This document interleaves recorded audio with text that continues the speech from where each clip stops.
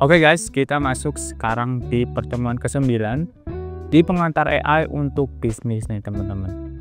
Nah, di pertemuan ke-9 kali ini kita akan belajar tentang machine learning dan penerapannya dalam bisnis nih.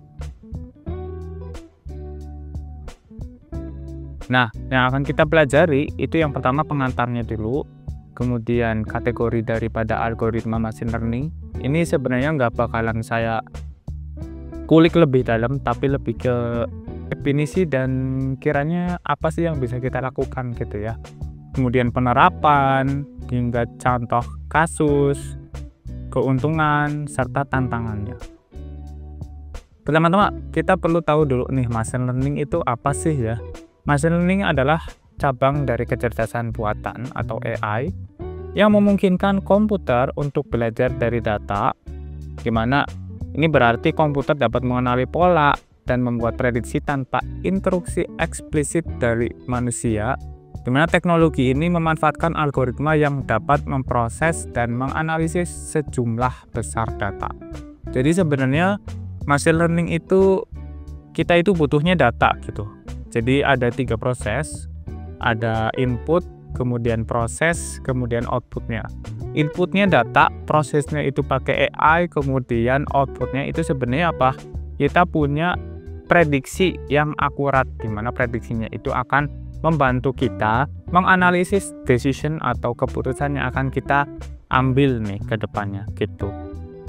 Kemudian machine learning adalah dasar teorinya itu menggabungkan konsep dari statistik, komputasional, dan data mining nih teman-teman.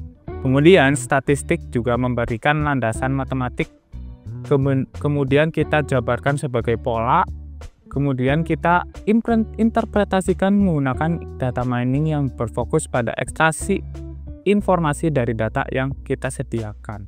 Kemudian pentingnya machine learning itu akan menjadi sangat urgen ya dalam era big data, di mana data itu akan menjadi informasi atau sumber di mana kita itu bisa melakukan decision atau keputusan yang akan akurat, bisa menjadikan kita sesuai dengan tujuan yang akan kita raih gitu.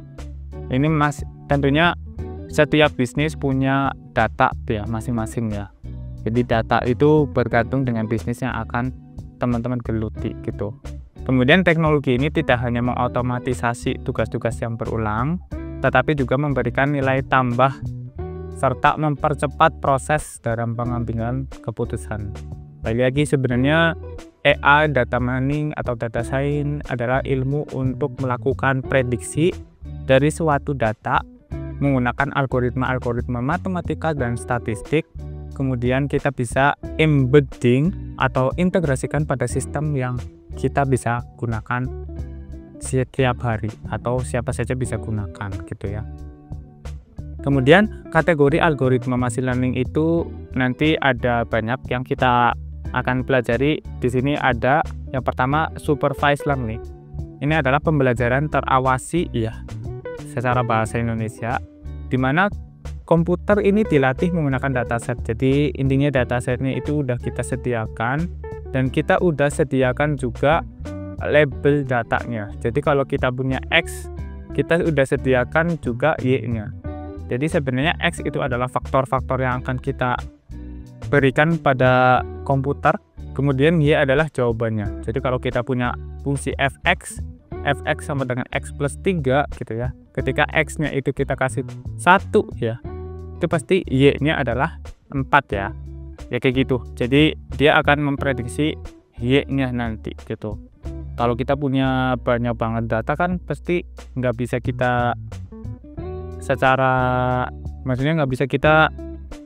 manual gitu. Itu akan memperlama terus menambah waktu pengerjaan juga tidak efisien gitu.